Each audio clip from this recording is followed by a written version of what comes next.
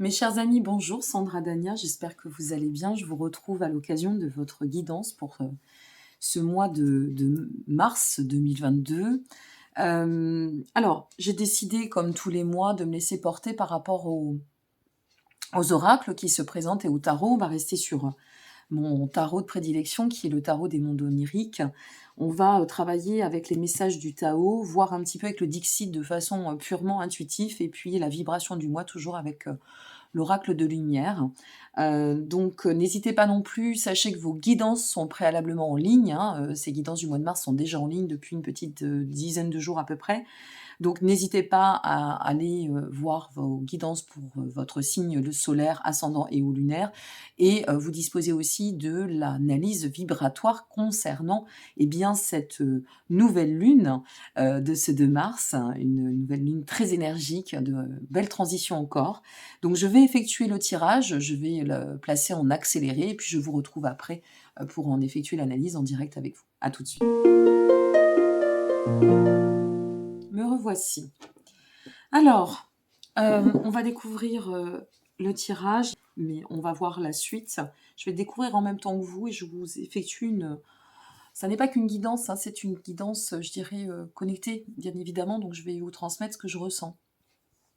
Quand on dit on s'inclut dans le on n'est pas seul. Donc, qu'est-ce qui ressort concernant bien, ce mois de mars? Tout d'abord, on est sur la vibration du repos. Prendre du recul, pouvoir poser notre énergie, pouvoir peut-être se reposer, non pas sur nos acquis, comme on dit, mais au moins sur notre zone bien-être, d'accord? Prendre soin de pouvoir évoluer dans cette zone bien-être et de faire en sorte que on puisse peut-être aussi savourer nos challenges accomplis, nos actions, la dynamique de travail effectuée jusqu'à présent dans l'axe du développement intérieur, personnel, spirituel. Rester vraiment presque dans un état de cocooning intérieur, de poser les énergies. Voilà, de se poser ou de poser les énergies. On sent que là, c'est doucereux, on peut veiller à se faire du bien, à se reposer, poser nos énergies. Ok ? Alors, de quoi nous partons et vers quoi nous allons, en quelque sorte, et après on va développer, et puis on va voir si je prends le Dixit, ok? Donc, nous partons, alors ça c'est intéressant, nous partons de l'éclatement, la carte de l'éclatement du Tao. L'éclatement, ça vient faire référence à l'impermanence, au fait que peut-être aussi quand on se pose, on revient à un état d'introspection. Donc cette carte de l'éclatement, elle va nous parler d'abandonner peut-être aussi une certaine façon de fonctionner pour nous amener à nous abandonner, mais fonctionner dans ce lâcher-prise différemment. Lâcher, en fait, c'est pour ça que je fais référence à une sensation très doucereuse, c'est ce que je ressens. Nous abandonner, si vous voulez, à cette notion de bien-être intérieur, ou nous abandonner pour pouvoir accéder à cette zone qui nous permettra d'abandonner ce que nécessaire. On peut pas enfanter un renouveau, alors on va voir vers quoi on tend, mais là ici l'idée c'est de se dire bon, on se repose, on prend de la distance, ou on prend de la hauteur, ou simplement on laisse les choses se faire parce qu'on est bien. Moi je ressens plutôt une zone bien-être, hein. Je ressens une zone presque très confiante, d'accord. Mais à travers cette zone, on a aussi peut-être la nécessité du revenir à soi, du retour à soi pour enfanter d'autant de créativité, mais à travers ça, de lâcher ce qui ne doit plus rester. Il y a un des mots de cette carte, c'est l'effondrement. Vous voyez, l'éclatement, c'est l'effondrement. On laisse partir, on laisse s'effondrer ce qui nous nuit, ce qui nous empêche d'avancer, d'évoluer aussi sur notre chemin d'éveil. Donc on ressent cette notion de devoir changer, de transiter pour mieux, je dirais, pardon, pour transiter au mieux, excusez-moi. Eh bien, la meilleure des solutions, c'est de prendre ce mouvement de lâcher prise, bien évidemment. Parce que sans lâcher prise, si on va rester dans le mental. Si on reste dans le mental, on ne peut pas se connecter au cœur. Par quoi passe la vibration? Par quoi résonne l'âme si ce n'est par le cœur, vous comprenez? Et donc, pour pouvoir lâcher ça, ou s'abandonner aussi, alors À contresens, on pourrait parler d'abandon, c'est-à-dire forcément je vis quelque chose où j'ai mis en place quelque chose qui est tellement bon que j'ai envie de m'y abandonner et ça me permet de lâcher peut-être une armure ou de lâcher tout ce qui n'était plus d'actualité et qui me compressait jusqu'à présent. Vous voyez, ici c'est l'état aussi, l'éclatement, on revient à l'état de mort, hein, mourir pour renaître dans la symbolique aussi. Donc on ne sait pas ce qu'il va y avoir, mais il y a une notion comme ça de faire mourir quelque chose, mais tout en se posant et en se reliant au soi. D'accord ? Donc vers quoi, de quoi nous partons, vers quoi nous tendons? Waouh! Rendez-vous compte, regardez. On part de l'éclatement pour aller vers le développement. Il est extrêmement puissant le Tao, c'est juste incroyable. Je me demande pourquoi je l'ai mis si longtemps de côté. Bon, c'est comme ça. Le développement, forcément, c'est à l'inverse de ce qu'on vient de dire. On se détache, la mort symbolique pour renaître. On y est. Vous voyez ce que je venais de vous dire de façon, je dirais, sensitive. De manière sensitive, c'est ça. C'est je pars d'un état où je dois lâcher. Donc, on est vraiment sur cette notion de le repos, c'est aussi le lâcher prise, accepter de poser les énergies pour pouvoir d'autant les réaligner, les restructurer et aller dans le sens du progrès, dans le sens de l'abondance. Avancer avec la carte du développement, on est vraiment dans l'aptitude, presque je dirais aussi, oui, cette notion d'approche lente mais constante et progressive. Ce qui est bien, c'est qu'ici, on n'est pas dans quelque chose, dans une énergie, si vous voulez, ultra puissante. Elle n'est pas non puissante, pardon, mais ultra précipitée. Voilà, c'est ça plutôt le bon terme, excusez-moi. Donc ici, on se laisse aller. Vous voyez, il y a beaucoup, beaucoup, beaucoup de fluidité là. On se laisse aller, on lâche, on se repose, on fait le point, on libère, on revient. On a cette notion peut-être de réalignement. Ça va bien avec l'énergie du printemps, hein. On va commencer à se réouvrir, à renaître, à renaître de nous-mêmes, à se réveiller un peu. On sort de l'hiver, on sort de l'hibernation aussi. Donc voilà, il y a cette énergie qui est là et qui est extrêmement, extrêmement autant doucereuse qu'elle tend à une coloration assez spécifique. Et ce qui est intéressant, je l'ai laissé parce que au dos de deck, on va voir une fois de plus, mais au dos de deck, on avait la roue de la fortune. Et la roue de la fortune, elle représente vraiment les cycles de l'existence, vous voyez ? Ça représente pleinement les cycles de l'existence, ça représente pleinement les changements qui sont en cours pour l'avenir, les occasions à saisir pour accomplir ce voyage, permettre à ce temps d'être de pleine utilité, persévérer pour aller de l'avant, avec des mises au défi à chaque seconde pour évoluer, mais là, c'est doucereux. On y va tranquillement, on se réveille tranquillement de notre hibernation, en quelque sorte. Et avec la roue de la fortune, on est sur un cycle de l'existence qui tend à se remettre en forme, en marche, et qui progresse comme ça, et qui continue. Waouh! Tout ça, on va voir la reliance avec le tarot. Alors, en quelque sorte, c'est l'action, d'accord ? La raison, la finalité. Ok ? Je réitère. L'action, la raison, la finalité. Dans l'action, nous avons le 9 de coupe. Le 9 de coupe, ça vient faire référence à la satisfaction. L'action, c'est d'atteindre un état de bien-être, d'accord ? De plénitude. L'action, ça doit nous amener à atteindre cet état de satisfaction, cet état d'harmonie, on va le dire ainsi. Ok ? Nous amener à une orientation peut-être aussi plus prospère. Vous voyez, c'est tout ce qui touche à la sérénité, c'est tout ce qui va toucher à cette notion d'harmonie, vraiment. Donc ici, c'est un temps d'action intéressant parce que c'est un temps d'action dans l'inaction quelque part. Hein, on est dans un temps de recadrage. Ça recadre, mais une fois de plus pour laisser l'énergie se renouveler. Voilà, il y a une énergie qui se renouvelle ici. Donc, regardez. La mort. Donc on a des choses à faire mourir, on a des choses à oublier, on a des choses à régler, on a des choses à épurer. Ce renouvellement cyclique doit nous amener à, vraiment avec l'arcane 13, donc la mort, à cette transformation qui est indiquée ici, et qui est aussi indiquée ici. On doit tendre à une transformation et adopter une attitude qui nous amènera à une fin de cycle pour enfanter un renouveau. J'ai vraiment hâte de voir la dernière carte, je vous assure. Donc ici, on a un transit de renouvellement, c'est confirmé, qui nous amène à un plan de croissance, mais qui nous demande au milieu de tout cela de poser l'énergie, de la laisser se placer, pour pouvoir nous accomplir sur ce chemin du nouveau cycle. Pour nous permettre, en fait, d'engager des nouvelles actions, de revenir peut-être à une quête d'indépendance. Ça peut être aussi un plan de croissance, de manifester une attitude qui nous amènera à pouvoir positionner des actions permettant le plan de croissance.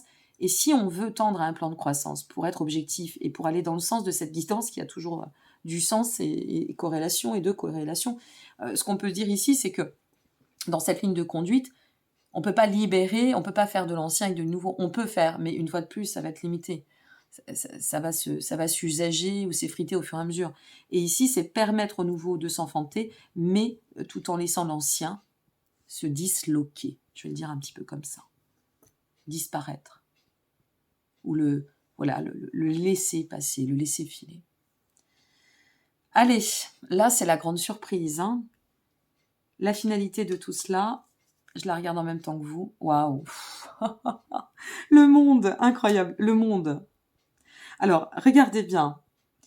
À la limite, ici, ce qu'on aurait pu... Enfin, il n'y a que ces deux cartes-là, mais en même temps, non, parce que ça a tellement de sens. On aurait pu les inverser. Si on avait inversé les cartes, on va le faire, puisque maintenant qu'on a vu le tirage, on aurait la mort avec l'éclatement, le monde avec le développement, et le 9 de coupe avec cet état de repos. Parce que le repos en soi, c'est pas de l'endormissement. Le repos, c'est un état, une attitude qui nous amène et qui nous ramène finalement à ce 9 de coupe dans un état de bien-être, un état de satisfaction, un état coulant.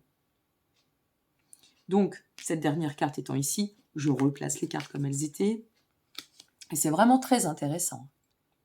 Ici, ce que ça nous dit avec le monde, c'est pleinement, oui, tu vas y tendre à cette fin de cycle. Nous allons tendre à une fin de cycle.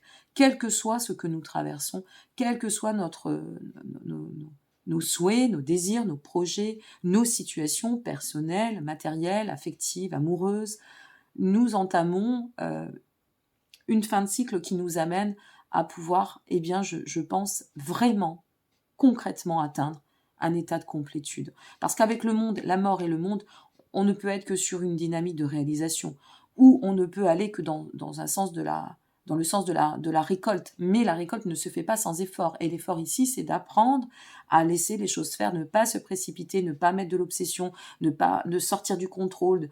Vous voyez, d'enfanter vraiment le renouveau. Ouais. Sacré tirage. C'est une énergie que je ressens... Je laisse venir parce qu'on ne sait jamais si j'ai des messages. Les prendre, c'est cadeau les messages. Mais la seule chose que j'entends depuis tout à l'heure, je vous le dis, c'est intuition. Comme si l'idée c'était peut-être de poser un peu le mental. On va aller sur le Dixit pour finaliser. Je l'ai pris, je ne l'ai pas pris de manière hasardeuse, le Dixit. Et de se placer, hop, je vais le mettre à l'endroit, dans cet état d'intuition. Faire appel à nos ressources intérieures. Vous voyez, la petite voix intérieure. Ouais. C'est superbe. Moi, j'aime beaucoup tout ce qui est de toute façon doucereux, tout ce qui est... c'est très en phase. Allez. Alors ça vient là. C'est incroyable. Alors, on va voir. Mais... Alors là, il y en a deux, ça ne va pas.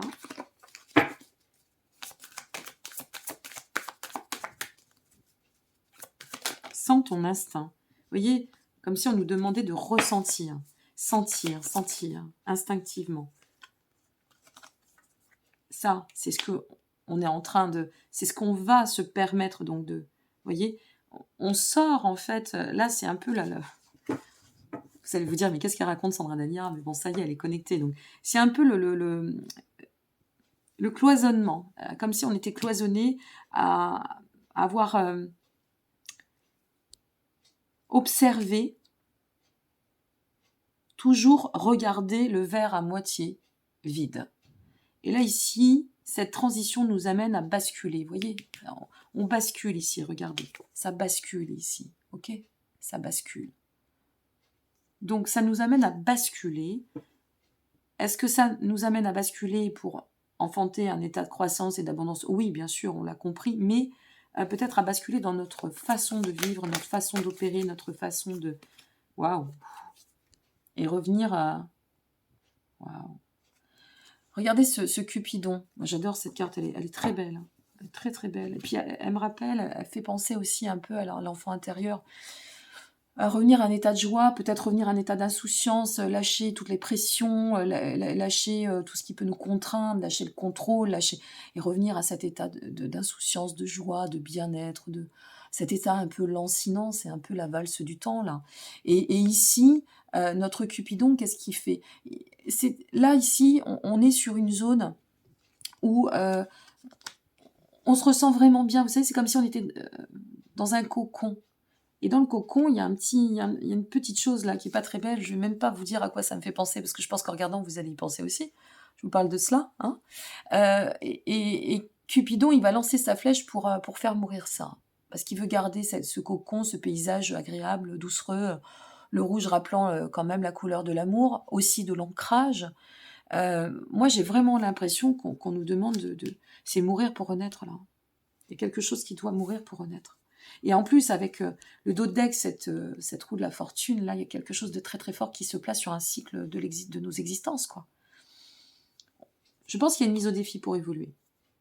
Et évoluer dans le sens de lâche tes parts d'ombre, ne t'y attelle pas, d'accord?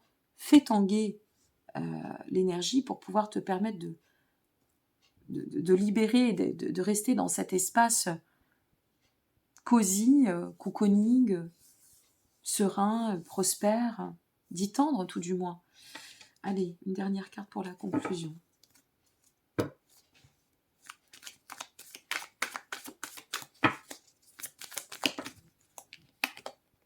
Waouh, regardez-moi ça. La réunification, le lien. C'est incroyable.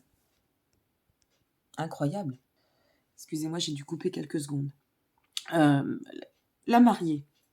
La mariée, je vous parlais de réunification, de complétude. Avec cette mariée, nous y sommes. La mariée, c'est le côté étincelant. La mariée, elle reflète quand même l'âme. Dans mon interprétation, cela va de soi. Hein. C'est pas une vérité absolue. Mais ici, c'est cette notion d'âme. Moi, j'ai vraiment cette sensation, je vais rester là-dessus, que ce mois de mars, c'est un mois où on doit revenir à l'équilibre en soi. Mais le soi, c'est la connexion au soi, soit dans la propre reliance de l'âme, relier l'être par son âme, aller dans ce côté instinctif, faire mourir une certaine part d'ombre de nous, ou de schéma qui ne nous convient plus, donner effectivement avec notre 9 de coupe, comprendre que nous sommes pleinement disposés pour donner le temps d'action nécessaire, que la réalisation est en voie, en chemin, pour atteindre cet enfantement du nouveau cycle. Je vais laisser les commentaires en dessous. J'aimerais bien que vous me disiez, puisque j'ai pris des cartes très intuitives, j'ai envie j'ai envie de partager un peu autrement sur les mensuels.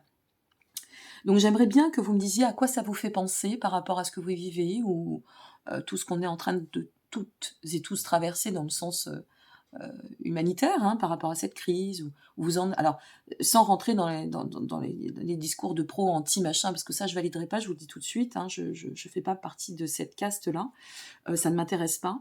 C'est pas l'énergie de ma chaîne, mais par contre de me dire par rapport à vos vies, vos sensations, vos projets, est-ce que ça résonne et pourquoi ça résonne? Ça serait vraiment intéressant, d'accord? Parce que j'ai pas placé le Dixit pour rien. Donc voilà, à vous de voir. Il y a une notion de reliance encore très très fortement marquée.